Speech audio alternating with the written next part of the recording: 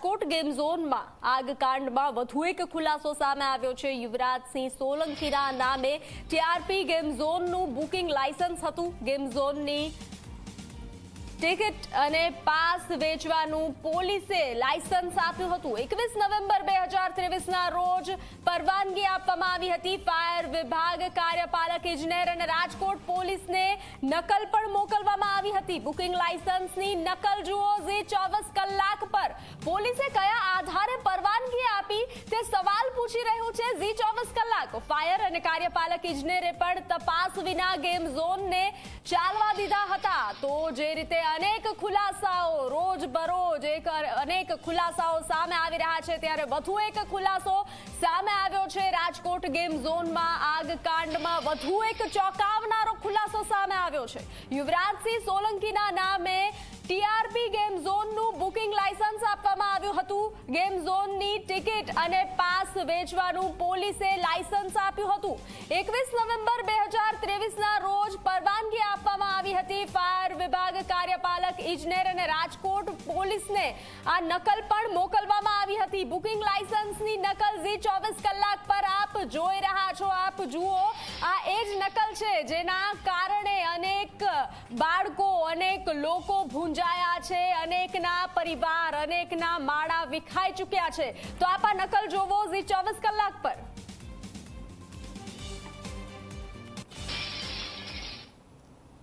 Rajkot TRP game ઝોનમાં અગ્નિકાંડ મામલે પૂછપરછનો દોર યથાવત જોવા મળી રહ્યો છે। સસ્પેન્ડ થયેલા અધિકારીઓની 36 કલાકથી માત્ર પૂછપરછ થઈ રહી છે। 7માંથી એક પણ અધિકારી સામે ગુનો દાખલ કરવામાં નથી આવ્યો। સસ્પેન્ડ થયેલા અધિકારીઓની ભૂમિકા શું ગણવી તે જણાવવામાં પણ પોલીસના અધિકારીઓ નિષ્ફળ જોવા મળ્યા છે। ટીઆરપી ગેમ ઝોનની જમીન ભાડે આપનાર આરોપી કિરીટસિંહ જાડેજાની ગઈકાલે ધરપકડ કરવામાં આવી હતી। કિરીટસિંહ જાડેજાના ભાઈ અશોકસિંહ પોલીસ પકડથી દૂર જોવા મળી રહ્યા છે। વધુ વિગતો સાથે જોડાઈ ચૂક્યા છે સંવાદદાતા ગૌરવ દવે। જે ગૌરવ, અનેક ખુલાસાઓ સામે આવી રહ્યા છે।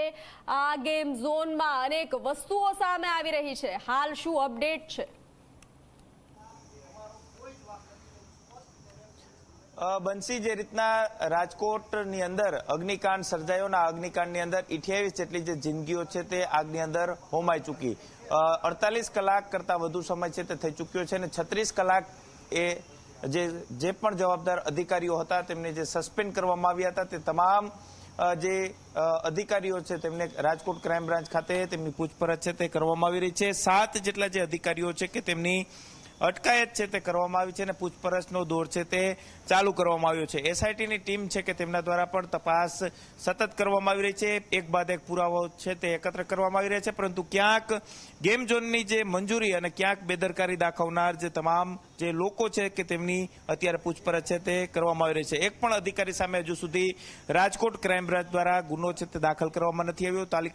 તાલુકા પોલીસ સ્ટેશનની અંદર હજુ સુધી એક પણ ગુનો છે તે દાખલ કરવામાં નથી આવ્યો। સસ્પેન્ડ થયેલા અધિકારીઓની શું ભૂમિકા ગણવી તે અંગે રાજકોટના જે પોલીસ અધિકારીઓ છે કે ત્યાં ક્યાંક નિષ્ફળ છે તે નિવડ્યા હોય તે પ્રકારની પરિસ્થિતિ છે તે જોવા મળી રહી છે। ટીઆરપી ગેમ ઝોનની અંદર જે જમીન હતી તે જમીન ભાડે આપનાર આરોપી કિરીટસિંહ જાડેજાની ગઈકાલે રાત્રે જ ધરપકડ છે તે કરી લેવામાં આવી છે। રાજકોટ ક્રાઇમ બ્રાન્ચ ખાતે તેમની પૂછપરછ છે તે કરવામાં આવી રહી છે। કિરીટસિંહ જાડેજાના ભાઈ અશોકસિંહ પણ પોલીસ પકડથી હજુ દૂર છે તે જોવા મળી રહ્યા છે।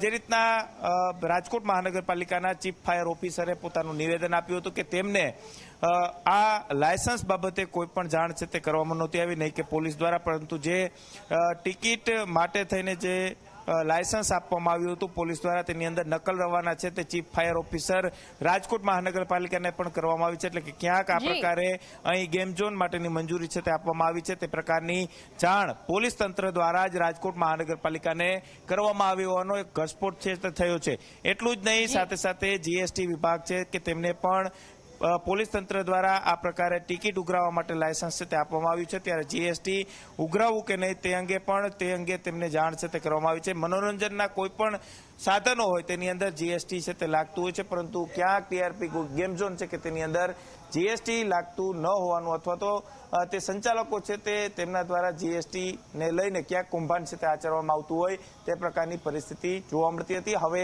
એસઆઈટીની ટીમ દ્વારા આ જે 7 જેટલા સસ્પેન્ડ અધિકારી છે તેમની સામે કઈ રીતના કડક પગલાં લેવામાં આવે છે તે જોવું સૌથી મહત્વનું રહેશે, પરંતુ તેમની સામે એફઆઈઆર થવી જોઈએ આવી માંગ કોંગ્રેસ દ્વારા પણ કરવામાં આવી છે.